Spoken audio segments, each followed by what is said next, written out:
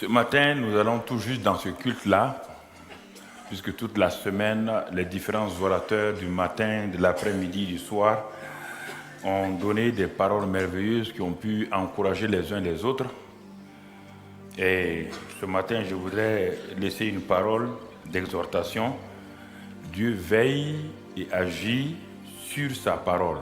Les dernières paroles que le pasteur Samuel vient de nous dire. Dieu veille et agit uniquement sur sa parole. Est-ce que cela veut dire que Dieu ne s'intéresse pas à nos besoins? Oui, mais à travers sa parole. Est-ce que cela veut dire que je peux mépriser la parole de Dieu et puis venir dire à Dieu, je suis malade, je souffre, guéris-moi? Non. Non et non. Dieu veille et agit sur sa parole. Et ça, c'est important que nous comprenions, parce que souvent, nous pensons que Dieu aurait dû faire comme cela pour ma vie, Dieu aurait dû agir de telle manière, Dieu aurait dû me donner ça, parce qu'il voit ma souffrance. Il voit ma souffrance. Mais Christ a souffert plus que toi et moi. À la croix du Calvaire, il a donné son Fils. De quiconque croit en lui reçoit la vie éternelle. Alors, je dois tout faire pour faire ce que Dieu me dit de faire. Et pour cela, donc, quand nous regardons quelques passages pour nous permettre de terminer, donc de moins se faire ce culte ce matin, qui est ce Dieu-là? Nous avons dit que Dieu veille sur sa parole pour l'exécuter. Qui est ce Dieu? Dans 1 Samuel 15 et au verset 29, et ensuite dans Nombre 23, 19.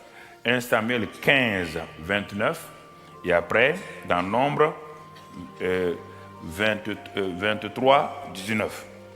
Dans ce passage de 1 Samuel 15, voilà ce qui est écrit, bien-aimés frères et sœurs. Il est écrit un passage où Samuel nous montre qui est ce Dieu. Qui est ce Dieu qui nous a parlé? 1 Samuel 15, donc verset 29. Et la parole de Dieu nous dit ceci. Celui qui est la force d'Israël ne ment point et ne se répand point, car il n'est pas un homme pour se repentir. Celui qui est la force d'Israël ne ment point et ne se répand point. Le Dieu qui dit « Je veille et j'agis sur ma parole » nous montre son caractère, il nous révèle son caractère. Il dit « Je ne mens point et je ne me répands point ». Alors, si tu veux marcher avec Dieu, si tu veux que Dieu agisse dans ta vie, il faut d'abord accepter ce qu'il dit de lui-même. Il n'est pas un Dieu menteur. Il n'est pas un Dieu qui peut nous tromper. Et c'est la même chose qu'un prophète appelé Balaam dit dans Nombre 23 et au verset 19. Nombre 23, verset 19. Dans ce passage-là, qu'est-ce que Balaam nous dit? Nombre 23 et au verset 19. Balaam ayant essayé de maudire le peuple de Dieu, à la fin, il arrive à une conclusion. Et Balaam arrive à cette conclusion. Il dit ceci, voici. Donc, Nombre 23, verset 19, c'est ça. 23, verset 19. Il est écrit, Dieu n'est point un homme pour mentir, ni fils d'un homme pour se repentir. Vous voyez bien? Balaam et David n'étaient pas de la même génération. Et pourtant, les deux ont dit la même chose textuellement. Cela veut dire que la parole de Dieu ne change pas de génération, elle ne se modernise pas. Le livre des Nombres, donc, est plusieurs années avant que David ne vienne. Mais quand David est né, il n'a jamais écouté ce que Balaam a dit. Mais David dit la même chose. Ce que Balaam a dit, il dit, lève-toi, Balak, tu m'as appelé à maudire ce pays-là, à maudire ce peuple-là. Mais Dieu m'a dit que ce que lui il a béni, personne ne peut maudire. Donc, Dieu ne va pas mentir, il ne va pas se repentir. Ce qu'il a dit, ne le fera-t-il pas? Ce qu'il a déclaré, ne l'exécutera-t-il pas? Voici comment nous devons nous comporter. Devant chaque situation personnelle, familiale, professionnelle et spirituelle, je dois d'abord chercher à savoir qu'est-ce que Dieu dit par rapport à ma situation. Et pour cela, je dois ouvrir la Bible. Et en ouvrant la Bible, je vais amener Dieu. Tout à l'heure, on va le voir. Je vais amener Dieu à vraiment écouter, être attentif à ce que je vais lui dire. Comme Dieu ne ment pas et qu'il ne se répand pas, alors, qu'est-ce que Dieu fait? Il dit qu'il veille, c'est-à-dire il garde, il protège sa parole, il prête attention à sa parole. Veiller veut dire quoi? Il donne de la valeur à sa parole. Veiller veut dire quoi? Il s'intéresse à sa parole, uniquement à sa parole.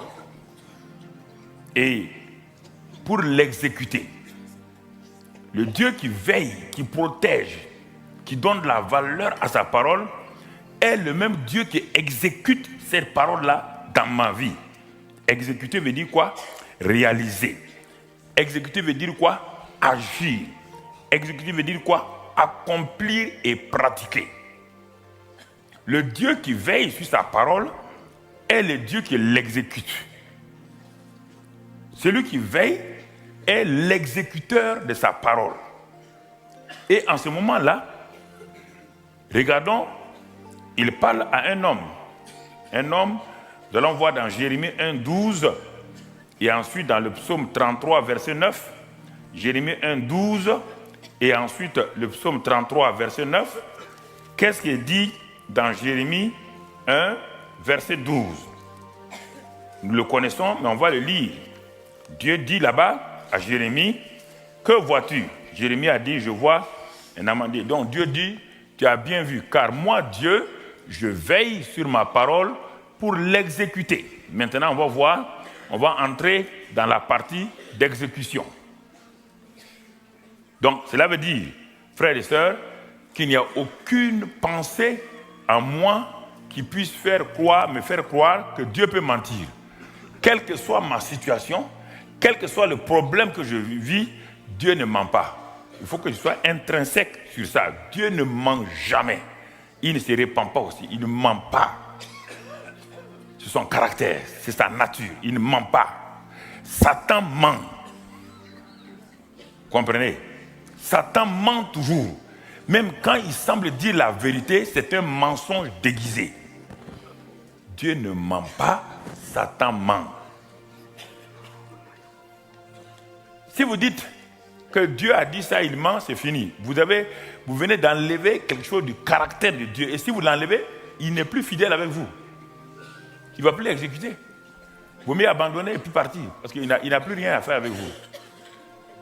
Donc il dit ici, Jérémie, moi je veille.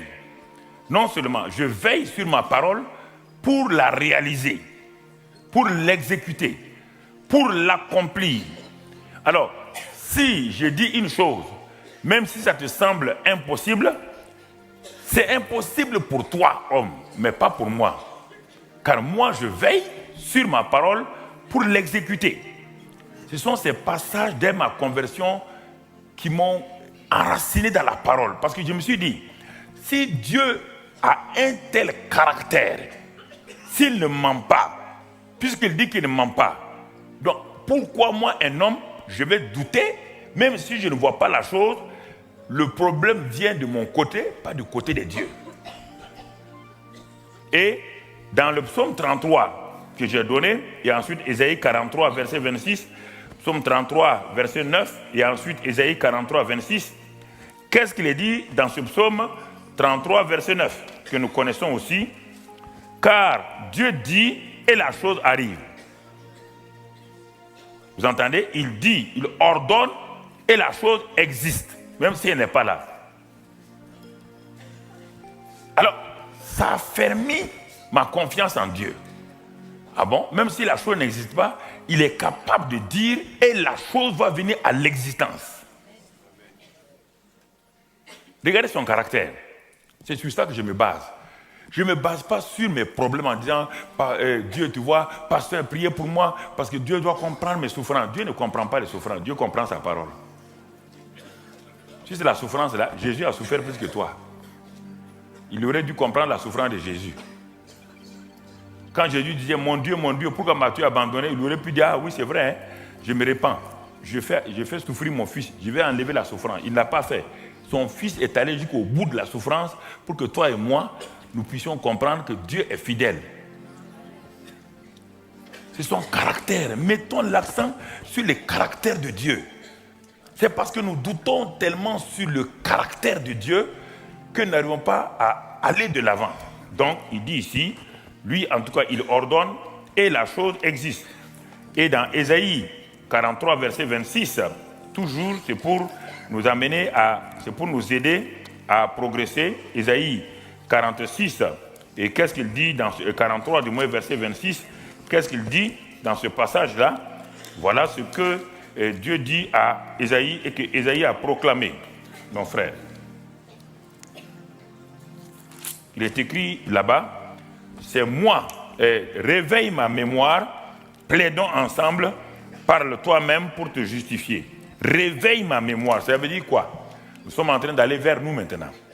Premièrement, Dieu, voilà son caractère, il n'est pas menteur. Il est fidèle. Deuxièmement, ce qu'il dit arrive. Il ordonne et la chose existe. Et il se tourne vers les hommes, il dit Jérémie, je veille toujours sur ma parole pour l'exécuter. Et il a parlé. Maintenant, nous regardons ici, il dit, si tu crois cela, chaque fois que tu as un problème, réveille ma mémoire, rappelle-moi ce que je t'ai dit. Ne viens pas pleurer. Rappelle-moi, Père, tu as dit ça. Présente-moi ma parole. Rappelle-moi. C'est facile quand quelqu'un vous a promis 1 million de francs pour aller vers la personne, lui rappeler le million. Mais si quelqu'un ne vous a même pas promis de l'argent, c'est difficile d'aller vers lui pour demander $100. Vous n'avez aucune confiance. Vous partez vers lui avec l'espérance qu'en exposant votre problème, il va vous écouter. Et ce monsieur est libre de vous donner les $100 ou pas. Mais lorsque quelqu'un vous dit, demain, on va vous jeter en prison parce que vous devez une dette, vous devez payer. Il vous dit ce soir, demain matin à 6 heures, venez prendre le million. Mais vous dormez, ça crée en vous une espérance. Et cette espérance va vous amener vers lui. Et quand vous arrivez, vous n'avez pas besoin de vous lui rappeler simplement. Votre présence va lui rappeler qu'il a fait une promesse. Mais vous ne pouvez pas vous dire que j'ai la foi lorsque quelqu'un ne vous a rien promis. Vous devez présenter à Dieu ce qu'il a dit, sa parole. Puisque la foi vient de la parole. Puisque Dieu veille sur sa parole. Vous venez avec la parole. Dieu lui veille sur sa parole. En ce moment-là, vous deux, vous serez d'accord. Et si vous n'avez rien, vous priez et vous attendez jusqu'à ce que Dieu vous donne une parole. Samuel nous a fait le témoignage l'autre jour de ce qui est arrivé à la maman. Et le papa Jean attendait. Il sait que Dieu guérit. Il a vu Dieu guérir des multitudes de gens. Il a vu Dieu ressusciter des morts. Mais pour sa propre femme, il ne pouvait pas dire, bon, j'ai vu des gens guéris, j'ai vu des gens ressusciter, je vais ressusciter ma femme. Non. Il attendait patiemment. Au moment où les enfants étaient troublés, au moment où les gens priaient, lui, il a prié. Et à un moment donné, la parole est venue. Et quand la parole est venue, la parole a créé dans cet homme-là une assurance. Malgré le fait de voir sa femme dans cet état-là, il disait aux enfants, non, Dieu m'a parlé. Dieu m'a parlé. Son seul appui, c'est la parole. Dieu m'a parlé. Il avait quelque chose maintenant Il ne regardait pas les signes de maman Suzanne. Il ne regardait pas comment il était. Même si les docteurs parlaient, lui, il était basé sur une parole. Est-ce que vous comprenez? C'est cette parole-là qu'il a dit à Dieu. Tu as dit qu'il viendra à la vie. Il a continué à confesser. Quand les enfants regardent, ils disent non, Dieu m'a dit, elle vivra. Il confesse. Et quand il confesse, Dieu est tenu par sa parole. Dieu dit, j'ai dit à papa Jean, mon serviteur, que je vais donner la vie à maman Suzanne. Dieu est rentré en action, il a donné la vie. Sinon, il serait faux type. Il serait un faux Dieu. Donc, ne vous précipitez pas pour prier d'abord avant. Quand je dis ça, certains ont dit, mais pasteur Karambi dit de ne pas prier. Moi, je dis de ne pas prier. Nous avons la première tour de prière francophone. Nous prions 24 sur 24. Non, mais si vous priez que ça ne marche pas, il faut vous arrêter. Ce n'est pas la prière, c'est de la récitation. Vous êtes en train de réciter les fables de La Fontaine. Simplement. Vous récitez. Et ça ne marche pas.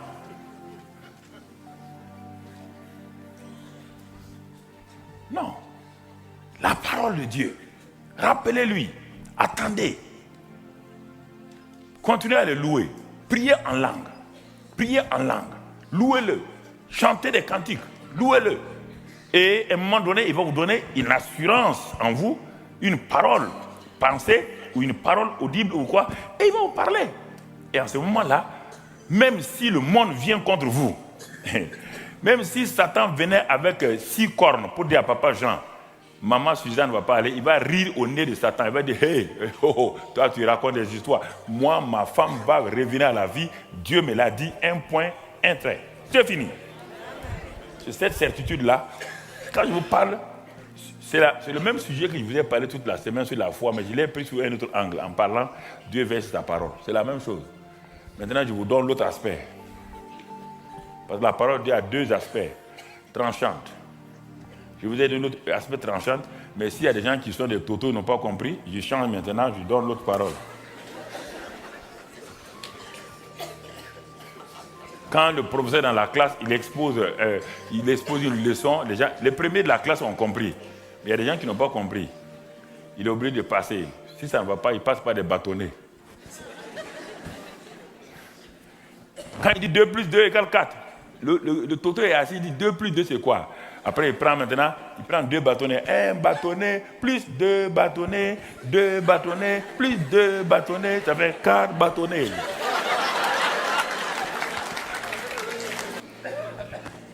Chacun doit avoir quelque chose pour partir.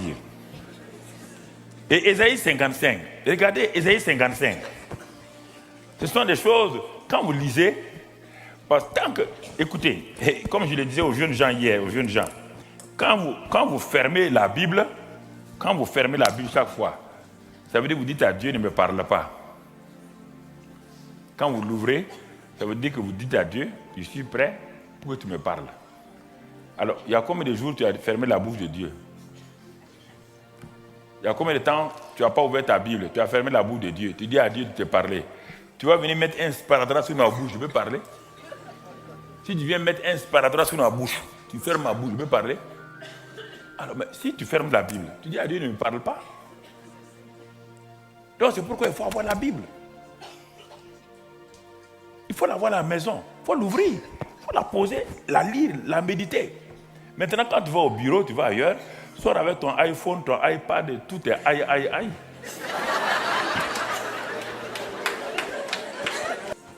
Alors, frères et sœurs, Ésaïe 55, que vous connaissez bien, il dit, de même que la pluie descend, la pluie de la neige descend, sans retourner vers le ciel, sans féconder, germer la terre, donner la semence au semeur et du pain à celui qui mange. N'importe quel paysan sait cela, quand la pluie descend, ça c'est l'envoyé naturel de Dieu. Quand la pluie descend quelque part, elle féconde, elle fait germer, elle donne la semence et du pain à celui qui mange. Ça c'est la pluie. La pluie n'est jamais retournée vers Dieu en disant, tu m'as envoyé sur la terre des hommes, je suis arrivé, je n'ai pas pu ni féconder, ni mouiller, ni rien. Dieu dit ainsi, il prend le naturel, il va dans le spirituel maintenant. Ainsi, verset 11, en est-il de ma parole qui sort de ma bouche? Quand elle est sortie, elle ne peut pas aller et revenir à moi sans effet, sans accomplir ma volonté. Ah, en ce moment-là, je suis content parce que je sais, Dieu a dit à Jérémie qu'il veille sa parole. Et il dit à Ésaïe, quand la parole sort, elle doit revenir. La parole doit revenir toujours. Comment? Quand le paysan français sème le blé lui revient. Le grain de blé qu'il a sémé lui revient sous forme d'épi de blé. Alors si vous dites au paysan français, pourquoi tu sèmes? Il dit c'est pour récolter. Si vous dites ce n'est pas possible, il rira à votre nez. C'est la même chose spirituellement. Si vous sémez la parole, Dieu dit attendez-vous à une récolte. Il dit si la parole sort de ma bouche, elle ne revient pas à moi sans effet, sans donc accomplir mes desseins. Dieu veille sur ta parole pour l'exécuter. Alors en ce moment-là, ce prophète qui a dit cela, lui-même va expérimenter. Il a expérimenté. Dans Isaïe 55, c'est très loin.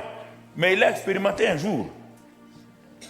Quand il s'est livré à Dieu et que Dieu l'a sanctifié, dans Isaïe 6, Dieu l'a sanctifié, et Dieu lui dit, qui enverrai-je? Il a dit, me voici, envoie-moi. Dieu dit, j'ai une parole. Va parler au peuple. Isaïe 7, là il s'arrête. Dieu lui dit, tu crois que ce que je dis, je vais veiller dessus? Il dit, oui, je crois. Tu es sûr? Il dit, oui. Tu as confiance en moi? Il dit, oui. Tu es sûr que je ne mens pas? Il dit, oui. Tu es sûr que rien ne m'est impossible? Isaïe dit, oui. Il dit, bon, ok. Tu vas alors annoncer à ce peuple-là que la Vierge enfantera. Et le fils s'appellera Emmanuel. Isaïe dit, répète encore. Dieu dit, je t'ai bien dit, tu n'as pas écouté encore? J'ai dit que la Vierge enfantera. Ah bon, oui, Seigneur, tu comprends? Je comprends. Quand la Vierge sera mariée, il dit non, sans mari. Il dit, bon, et au nom de qui? Dieu dit, c'est pas Satan qui te parle, c'est moi. La Vierge enfantera. Et attends, deuxième chose, cette Vierge qui va enfanter là, l'enfant là, sera Emmanuel, Dieu avec nous. Vous croyez qu'Ésaïe s'est mis à danser? Il n'a jamais vu une vierge enfantée. Il n'a jamais vu un homme qui est en même temps Dieu et qui sort du sein d'une femme. Vous croyez qu'il a applaudi? Les années se sont passées, mon frère. Je peux moi-même mettre de loin. Les années se sont écoulées. Et quand Ésaïe a annoncé ça à l'église, au cours du culte de sabbat, samedi, les gens ont dit, le prophète a parlé, c'est un grand prophète. Les gens ont dit, mais papa Ésaïe, ça fait 20 ans que tu as annoncé ton affaire. On ne voit ni de vierge, ni d'Emmanuel. Il dit, ça viendra. 50 années sont passées. Papa Ésaïe, les gens se moquaient de lui maintenant. Voilà, les faux prophètes sont parmi nous. Il a annoncé quelque chose qui... Sûrement, il a dû manger de la bouillabaisse marseillaise. Et puis, il a mal dormi, puis il s'est levé, il a dit, la Vierge enfantera. Ésaïe, où est l'enfant? Où est l'enfant? Et Ésaïe est sur son lit de mort. Les anciens sont venus sûrement, dit Ésaïe, quiconque ment ne peut pas aller au ciel. Bon, tu as l'opportunité de te repentir pour dire je me suis trompé. Comprenez, je me suis trompé, j'avais trop bu un peu. Bon, voilà, j'ai entendu cette voix-là qui m'a dit que la Vierge enfantera. Isaïe dit non, la Vierge enfantera. Que je vois, que je ne vois pas. Le Dieu qui a parlé, il veille sur sa parole, il va l'exécuter. Isaïe est mort. Les gens ont oublié. 100 années, 600, 700 années plus tard. 700 années plus tard. Dieu est assis au ciel. Il appelle l'ange Gabriel, celui qui se tient dans la présence de Dieu. L'ange Gabriel est celui qui se tient dans la présence de Dieu. Il dit, viens là, ange. Il dit, regarde sur la terre. Tu vois cette femme qui est là-bas? Il dit, oui, cette jeune fille-là. C'est la Vierge d'Ésaïe. Gabriel dit, c'est pas toi, hein? Le gars, mais il dit Esaïe, il faut aller lui dire, Dieu, il faut aller dire à Esaïe qu'on a vu la Vierge là un peu. C'est pas tôt. Mais Dieu dit, moi, quand je dis, ça se passe. Et c'est toi que je vais envoyer. C'est toi que je vais envoyer, Gabriel. C'est Gabriel est descendu. Allez parler à cette jeune fille-là. Ce que Esaïe a dit dans Esaïe 7, c'est toi la jeune fille, c'est toi qui mettras au monde cet enfant qui s'appellera Emmanuel. Dieu a-t-il veillé sur sa parole, oui ou non? Les gens se vantent aujourd'hui, oui. Les gens se vantent, Jésus est né, les gens se vantent, Marie est... Mais si vous ne croyez pas comme eux, à quoi ça sert?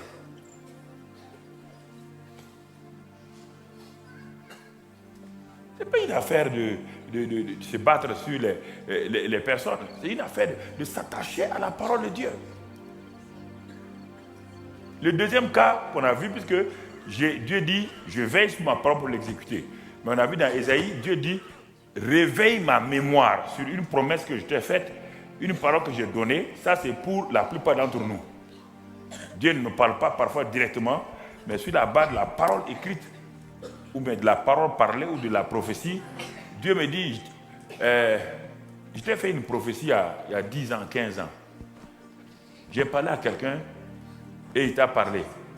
Il y a longtemps, tu attends cette prophétie, sa réalisation. Il y a longtemps, tu te poses la question si la vision que tu avais vue était réelle. Et tu te poses des questions. Tu commences à douter. Dieu nous dit d'aller dans le livre de Chroniques. 2 Chroniques 20. Il y a un exemple là-bas. 2 Chroniques 20. Vous connaissez l'histoire. C'est l'histoire d'un homme, un grand roi qui s'appelle Josaphat. Un jour, cet homme a eu des problèmes. 2 Chroniques 20. Et quel est ce problème-là? On vient lui annoncer un bon roi, un roi qui obéit à Dieu. On vient lui annoncer simplement, il est dit, après cela, les filles de Moab et les filles d'Ammon, et avec ceux, des Maonites, marchaient contre Josaphat pour lui faire la guerre. On vint en informer Josaphat en disant, une multitude nombreuse s'avance contre toi depuis l'autre côté de la mer, depuis la Syrie, et ils sont à Samson Tamar qui est à Engedi. Verset 3, dans sa frayeur, Josaphat se disposa à chercher l'Éternel et il publia un jeûne pour tout Juda. Voici une situation qui est là. Un homme qui obéit à Dieu, un homme fidèle, brusquement, des épreuves se préparent pour venir contre lui.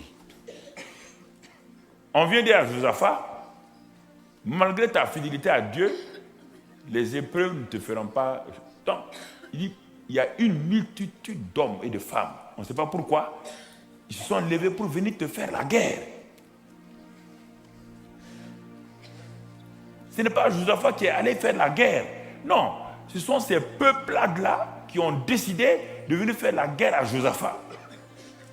La Bible dit que Satan rôde autour de nous, cherchant qui dévorer. On n'a pas besoin d'inviter Satan. Il s'invite lui-même. Mais le problème n'est pas que Satan vienne. Le problème est de savoir sur qui tu t'appuies quand Satan vient. Tu t'appuies sur quoi? Quand Satan apparaît, quand Satan et tous ces esprits viennent contre toi, quand il suscite des hommes contre toi, quand il élève des épreuves contre toi, sur qui t'appuies-tu? La question est simple là. Ce n'est pas d'abord la prière. Et il a invité les gens pour jeûner. Tout le monde est venu, même les enfants. Il a mis tout le monde au jeûne. Mais regardez ce que Josaphat va faire. Il va prendre ce que Dieu a dit à Isaïe plus tard. Réveille ma mémoire. C'est-à-dire, rappelle-moi, avant de prier, il faut que tu me rappelles, que tu me dises ce que j'ai déjà dit avant. Le fait que vous soyez rassemblés, que vous avez jeûné, c'est bien. Mais maintenant, la réalité est là devant vous. Les armées ennemies sont là. Et vous êtes faibles par rapport à eux. Josaphat va le dire, nous sommes faibles, mais nos yeux sont sur toi. Mais Josaphat, tout ça c'est bien. Mais sur quoi vas-tu t'appuyer pour passer, pour vaincre ses ennemis. C'est ça tout le problème. Les gens sont là, ils sont tout le peuple est là, de Juda est là, les enfants, tout le monde. Mais on va jeûner, mais sur la base de quoi? Tout de suite, le roi Josaphat revient à quoi? À ce que Dieu avait dit à Salomon, quand Salomon avait prié dans 2 Chroniques 6, 13, 6, et ensuite, après, dans 2 Chroniques 6, 28 à 30, et ensuite, Dieu a répondu dans 2 Chroniques 7, versets 13 à 15. On ne va pas les lire. Quand Salomon a fait son temple, il a prié, il a crié à Dieu. Il dit, quand la peste viendra, quand la rouille, quand les ennemis viendront, quand on va prier dans cette maison, ou on va se tourner vers cette maison simplement, même quand ton peuple sera déporté loin, quand ils vont se tourner vers cette maison bâtie à Jérusalem là, ils vont crier à toi, écoute-les. Et Dieu dit dans 2 Chroniques 7, il dit oui, Salomon, Dieu va donner sa parole. Le Dieu qui ne ment pas va dire dans 2 Chroniques 7, versets 13 à 15, il va répondre à Salomon en disant oui, Salomon. Quand le peuple, la peste, quand la rouille, quand les maladies vont venir contre le peuple et que les ennemis vont l'assiéger, il dit, je te promets, il dit, ouais bien, quand j'enverrai tout cela, verset 14, qu'est-ce qui se passe? Si mon peuple sur qui est invoqué mon nom s'humilie, prie et cherche ma face, et se détourne ses mauvaises voies, je l'exaucerai des cieux, je lui parlerai de son pays, je guérirai son pays. Verset 15. Mes yeux seront ouverts désormais et mes oreilles seront attentives à la prière faite en ce lieu. Bon, on n'a pas le temps. Les autres passages, il dit, quand ils vont se tourner vers cette maison, ils vont crier, simplement. Donc, qu'est-ce que Josaphat a fait? Si on lit à partir du verset, nous sommes dans 2 Chroniques 20, si nous lisons, nous allons voir ce que Josaphat, il a fait textuellement ce que Dieu a promis à Salomon. Réveille ma mémoire, puisque Dieu veille sur sa parole, et voilà ce qu'il a fait. Il a dit simplement au verset 7, « N'est-ce pas toi, ô notre Dieu, qui a chassé les habitants de ce pays devant ton peuple d'Israël ?» etc. Bon, on va sauter. Ils l'ont habité. Verset 9. « S'il nous survient, tu as dit, s'il nous survient quelque calamité, l'épée, le jugement, la peste ou la famine, nous nous présenterons devant cette maison et devant toi, car ton nom est dans cette maison. Nous crierons à toi du sein de notre détresse, et tu exauceras et tu sauveras. » Il rappelle à Dieu ce que Dieu a dit à Salomon. Nous nous présenterons devant cette maison. Nous parlerons et tu vas nous exaucer. Voici la base biblique sur laquelle Josaphat aura la victoire. Ils n'ont pas crié, levez les mains, Seigneur, tu vois, tu n'es pas fidèle, comme les gens qui ont suivi Moïse. Et il n'a pas de parole. Quand Moïse disait une parole, non, pour eux, ils sont faits pour mourir au désert. Tout ce qu'ils savaient, eux et leurs enfants vont mourir au désert. Mais eux, ils sont morts, les enfants ne sont pas morts au désert. Les enfants n'ont jamais dit qu'ils vont mourir au désert. Quand les papas parlaient, les mamans parlaient, les enfants ont dit, taisez-vous. Pas parler. Pas parler comme les papas là.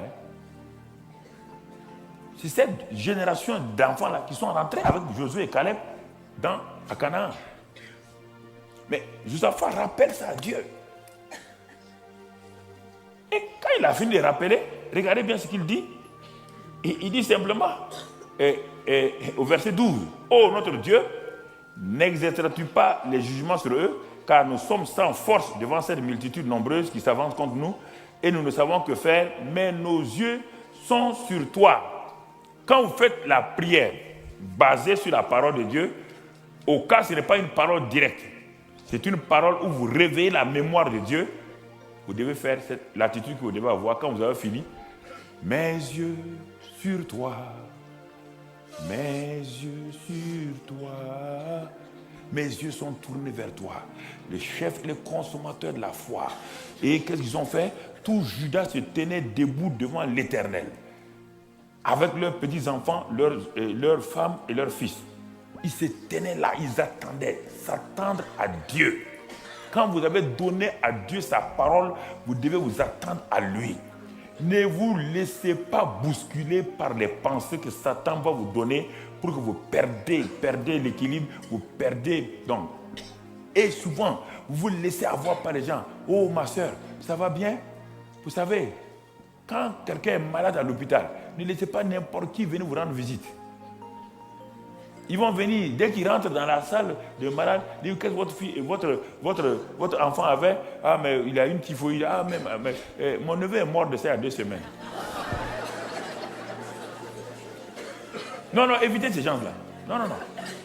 Quand Jésus partait quelque part, ce Jairus-là, il a mis au dehors tous les pleureurs.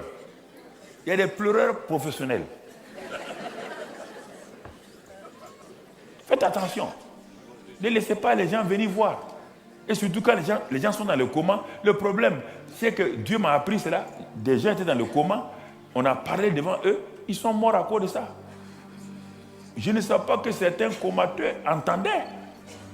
Jusqu'au jour où nous sommes allés prier pour une petite fille de 12 ans. Et la petite fille était dans le coma.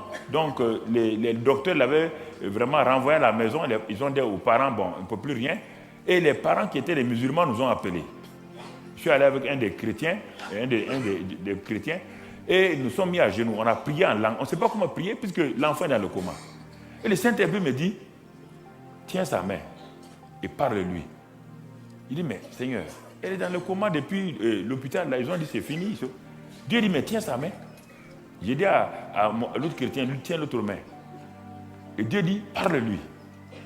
Mais je lui dis, mais ça n'a pas de sens. Et Dieu dit, parle-lui. Et je lui ai dit, petite fille, si tu m'entends, serre ma main. Et j'ai attendu.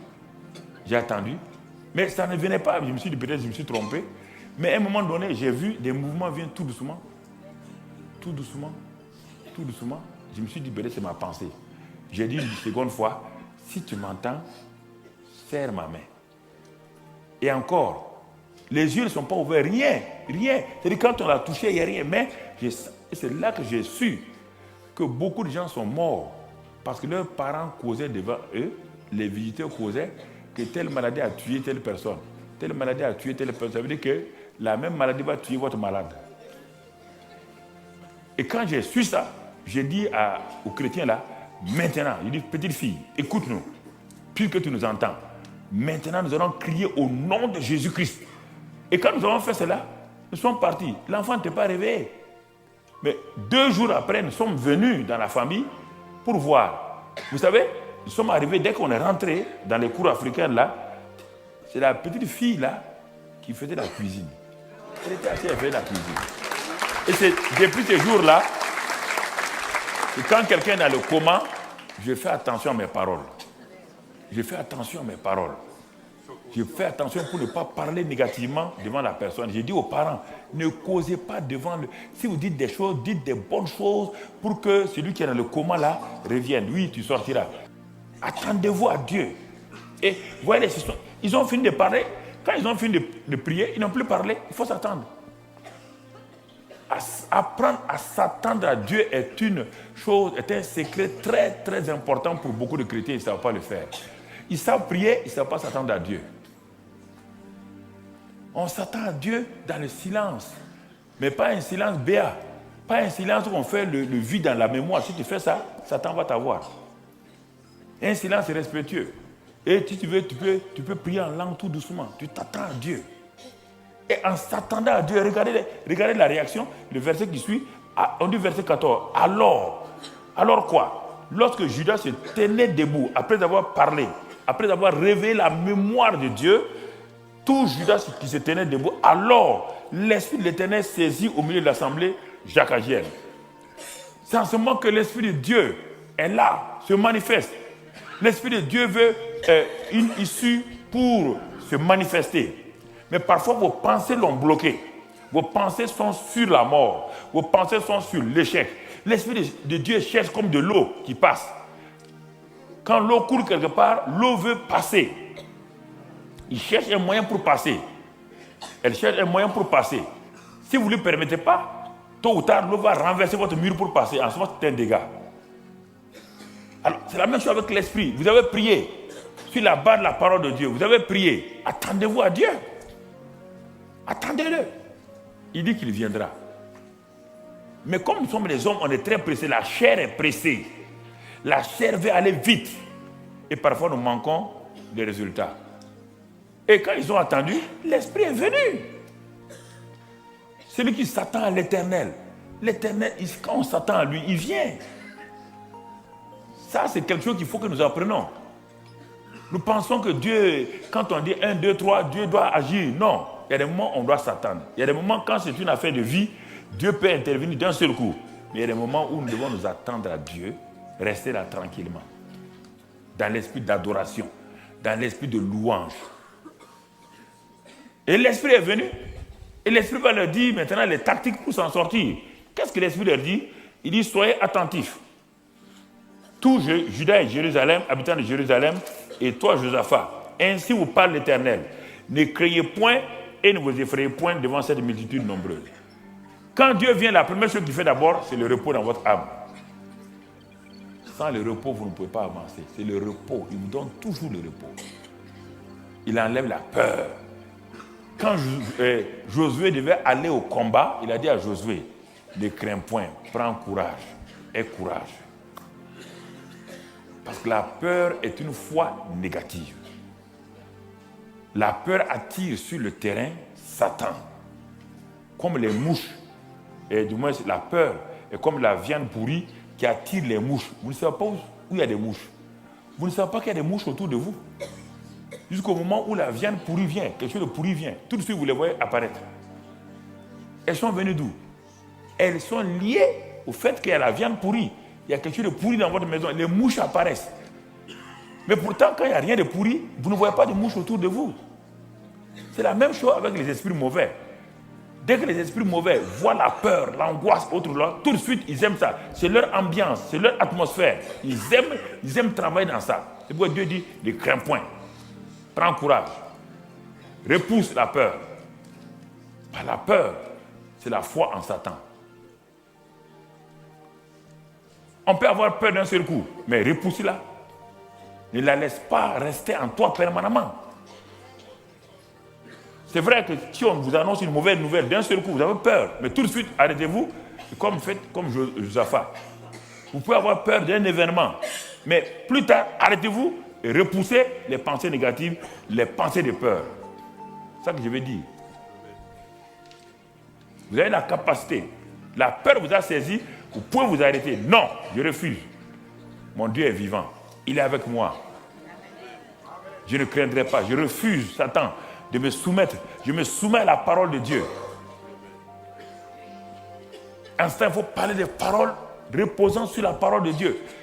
N'essayez pas de plaider, de pleurer, de dire à Dieu des choses. Non, revenez à la parole. Dites la parole. Et quand ils ont fait cela, et il dit ne craignez point, demain, descendez contre eux, ils vont monter par la colline. Vous voyez bien comment le Saint-Esprit agit? Il dit, vous n'aurez point à combattre en cette affaire, présentez-vous et tenez-vous là. Parfois, nous engageons des combats trop vite par la chair et nous échouons. Un gars comme Josaphat me va dire, mais, oh prophète, quelque chose ne va pas dans ta prophétie. Tu dis d'aller nous tenir là devant des ennemis qui sont armés plus que nous, d'aller nous tenir là et de regarder simplement. Il dit, mais oui, Dieu dit, lui, ses combats sont comme ça. Si c'est lui qui doit avoir la gloire, vous assistez, comment Dieu va recevoir la gloire. Mais si c'est vous qui voulez avoir la gloire, allez-y. Vous allez vous battre. Vous allez vous battre. Votre combat est un combat de la foi, simplement. C'est-à-dire, garder l'assurance, la confiance en Dieu. C'est ça le combat que nous faisons. Repousser la peur. Nous appuyer sur la parole. Attendre Dieu. C'est ça le combat de la foi. Parce que Satan veut retirer la foi. Il veut amener la peur. Satan veut nous dire que ça n'ira pas. Satan veut nous dire que non, cette affaire va terminer par la mort. Donc, le combat de la foi, ce n'est pas le combat contre les démons, non. C'est le combat pour rester dans la foi de Dieu, dans la parole de Dieu, et repousser la peur et dire que Dieu a raison. Et le dernier mot lui revient. C'est ça. Parce que Satan assaille vos pensées quand rien ne va. Tout semble, on dirait qu'il y a du feu autour de vous. Il assaille vos pensées. Il va vous dire ça n'ira pas. Vous n'en sortirez pas. Vous serez vaincu. Ici, vous serez humilié. Vous serez détruit. Vous serez vaincu. Et quand ils ont fait cela, il dit demain, descendez contre eux. Vous n'aurez point à combattre en cette affaire. Présentez-vous, tenez-vous là et vous verrez la délivrance que l'Éternel vous accordera. Judas et Jérusalem, ne craignez point et ne vous effrayez point. Demain, sortez en leur rencontre et l'Éternel sera avec vous. Malgré le fait qu'ils n'ont rien vu encore, ils n'ont pas vu de résultats. Regardez l'attitude de Josaphat. Le verset qui suit. Josaphat s'inclina, ça c'est très important. Il s'inclina, c'est-à-dire il va adorer Dieu. Il va adorer Dieu avant le résultat. Avant le résultat. La parole de Dieu a été donnée. Ils ont prié selon la parole. Ils ont attendu. La parole prophétique est sortie. Quand la parole prophétique sort, ce n'est pas automatique. La parole prophétique demande des attitudes. Beaucoup de gens ont reçu des prophéties, ça ne se passe pas parce qu'ils ont cru que les prophéties vont tomber sur eux comme des pommes mûres. Non. Quelle est votre attitude? Ah, on m'a fait une prophétie, ça ne se passe pas. Oui, une prophétie vient d'être faite. Mais qu'est-ce que l'attitude, c'est quoi? Il s'inclina le vieillard contre terre et tous Judas et les habitants de Judée tombèrent devant l'Éternel pour se prosterner en sa présence. Proskuneo, l'adoration. Se prosterner. C'est ça, adorer. Proskuneo. Lever les mains, c'est bénir Dieu. Lisez la Bible. Chanter, louer. Mais adorer, c'est tout. Proskuneo. Quand après la prédication, il y a un temps de ministère. Il disait la Bible, il y a un temps de ministère toujours après la prédication. Parce que prêcher, ça ne fait rien. Ça devient comme les Espagnols. Au temps de Franco, il disait une guardia civile, un santo, une guardia civile, un santo, pour aller au ciel. Pour aller au ciel, il faut un garde civil, un saint. Un garde civil, un saint. Le temps du ministère est important. Le temps du ministère est important. Quand le temps du ministère vient, les chants se mettent en place. Et l'orateur conduit ce temps d'adoration et de louange. Parce qu'il est sous l'onction. Et maintenant, il demande des chants qui correspondent à chose. Parce que les chants ne peuvent pas provoquer eux-mêmes. Ils ont l'onction. Ils ne peuvent pas provoquer. Ils préparent le cœur des gens, l'atmosphère de la présence. Et l'orateur qui porte l'onction sur lui, c'est lui qui rentre dans ça. Et maintenant, il va. Et Dieu lui donne des paroles. Et c'est en ce moment-là, vous allez voir. Ça, c'est important. Regardez. Regardez. Et qu'est-ce qu'ils vont faire? Quand ils ont eu toutes ces paroles-là, la seule chose, Josaphat dit, nous devons adorer Dieu. Il n'y a plus rien à faire. Les gens ont dit, mais, roi, mais on va adorer Dieu. Mais il dit, oui, on n'a pas commencé. Il dit, mais adorons Dieu seulement. Adorons Dieu. Premièrement, ils ont adoré Dieu, prosterné. Ça veut dire qu'ils l'ont reconnu comme l'auteur de tout. Comprenez très bien. Ils ont d'abord adoré Dieu, prosterné, adoré Dieu. Maintenant, regardez, qu'est-ce que Josaphat va avoir? Le prophète a parlé, la parole prophétique est sortie. Josaphat aussi est oint. Parce qu'il y avait 3 oints dans l'Ancien Testament. Les prophètes, les rois et les sacrificateurs. Josaphat aussi a une onction. Le prophète a une onction de parole. Josaphat, le roi, maintenant va conduire son peuple. Premièrement par l'adoration. Deuxième chose, quand il a fini d'adorer, il a dit levez-vous. Levez-vous. Et quand ils ont fini, les Lévites et dans les filles de Kéatites se levèrent pour célébrer d'une voix forte et haute le Dieu d'Israël. Et qu'est-ce que Dieu dit ici? Il dit, écoutez-moi, tout Judas, habitants, confiez-vous en l'Éternel, votre Dieu, et vous serez affermis. Verset 21. Puis d'accord avec le peuple, il nomma des chantres qui, revêtus d'ornements sacrés et marchant devant l'Éternel, célébraient, louaient, et il disait, louez l'Éternel car sa miséricorde durera toujours. Regardez maintenant, L'adoration, c'est proskuneo. La louange, maintenant, c'est quoi?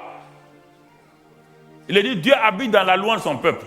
La louange va provoquer l'intervention de Dieu maintenant. Qu'est-ce qu'il a fait? Premièrement, ils se sont tenus devant Dieu. Ils sont tenus devant Dieu. Ils ont dit, Seigneur, nous te rappelons ta parole. Nous avons des problèmes. Nous avons un problème familial. Le mari et la femme se tiennent là. Seigneur, nous avons un problème familial. On ne sait pas qu'est-ce qu'on doit faire. Bon, cherchons. La femme dit, cherchons, chérie, cherchons un passage. Cherche un passage. Elle dit, bon, tiens, on va se baser sur ça. Dieu a promis ça, dans la parole. On va se baser sur ça. Il commence à prier Dieu, en rappelant à Dieu ce qu'il a dit. Mais après ça, ils s'attendent à Dieu. Vous comprenez le mécanisme? Ils s'attendent à Dieu. Après la prière, ils s'attendent à Dieu. Dieu a parlé. Une parole prophétique vient. Une parole inspirée vient. Une parole de connaissance vient. Une parole de sagesse vient. Ou une vision vient. Après, c'est là, mon frère, quand ça vient, qu'est-ce qu'ils font maintenant? Dès que cela vient, ils ont l'assurance dans leur cœur, ils commencent à adorer Dieu. Jésus-Christ, je t'adore, je te donne ma vie. Ils adorent. Quand ils ont fini d'adorer Dieu, l'adoration revient à Dieu. Là, dans l'adoration, Dieu ne fait rien. Dieu, c'est-à-dire qu'on le laisse sur son trône, on l'adore en tant que Dieu. C'est la louange qui va amener le mouvement de Dieu maintenant. Quand ils ont fini l'adoration, vous avez vu, il a réuni les chantres et tout le monde. Il dit maintenant, on va appliquer la tactique de la louange. Et ils ont commencé à louer Dieu. Judas en avant et la bataille est gagnée. Judas en avant et la bataille est gagnée. Gloire à Jésus. Ils ont commencé à louer Dieu. Au moment où ils louaient Dieu, il a dit, au moment où ils louaient Dieu, brusquement, la présence de Dieu s'est manifestée parmi les ennemis. Confusion entre eux. Ils ont commencé à se tuer. Et quand Judas arrive sur le sommet de la colline, il voit que dans toute la vallée, les armées ennemies se sont entretuées.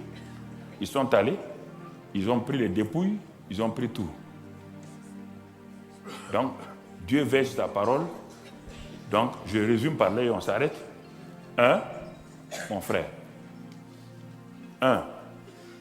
Tu dois savoir si Dieu a parlé, remémore Dieu, rappelle-lui cela.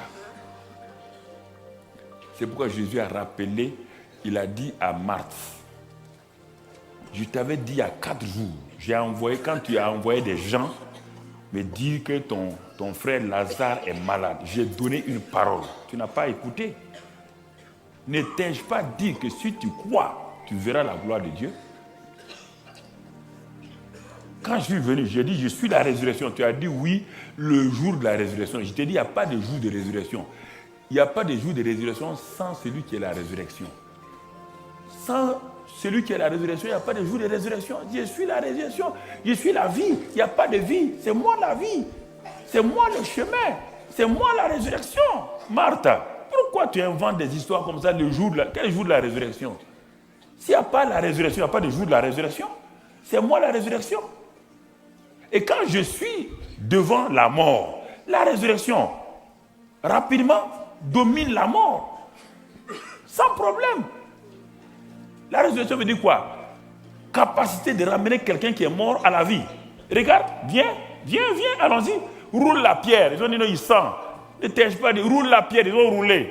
Qu'est-ce qu'il a dit? Puisque je suis la résurrection. Est-ce qu'il a commencé à prier? Est-ce qu'il a dit, Dieu d'Abraham, d'Isaac, tu vois maintenant on a des problèmes, fais-nous un clin d'œil, un peu, aide-nous. Qu'est-ce qu'il a dit?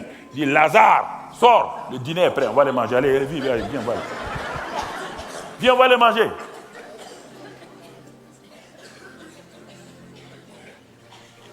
Il faut comprendre la parole de Dieu. Ils ont prié, sur la base de la parole. Le Saint-Esprit a donné une parole, maintenant, d'actualité. La parole écrite, ils ont prié. La parole d'actualité est sortie de la bouche du prophète, comme vous le faites ici. La parole de prophétie sort, ça c'est la parole d'actualité. Maintenant, quand c'est sorti, ils ont adoré. Et quand ils ont adoré, l'homme de Dieu dit, bon, on va aller maintenant sur le combat. En louant simplement Dieu, ils sont allés. La victoire, comme le prophète a dit, vous verrez Dieu agir, vous n'avez rien à faire dans ce combat. Est-ce qu'ils ont quelque chose à faire? Ils sont allés, mais comme tu ne lis pas la Bible, tu ne sais pas. C'est ton problème.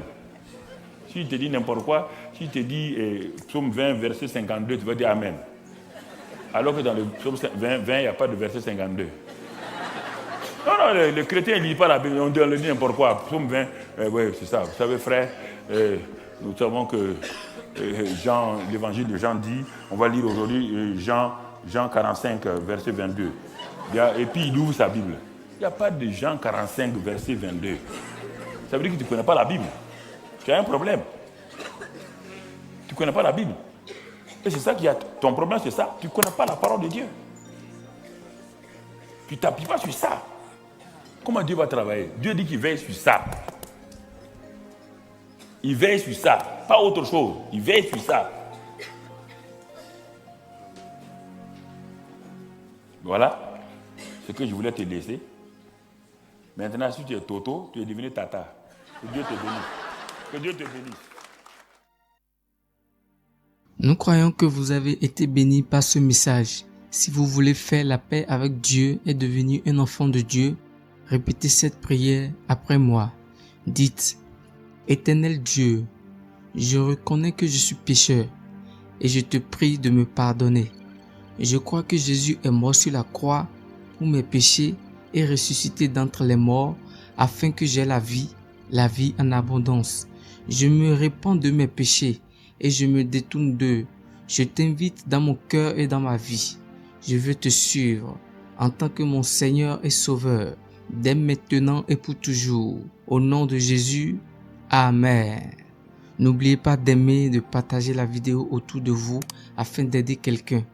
Pour vos questions, conseils et autres, vous pouvez nous contacter aux adresses qui se trouvent dans la description. Demeurez bénis et surtout n'oubliez pas, Jésus-Christ vous aime.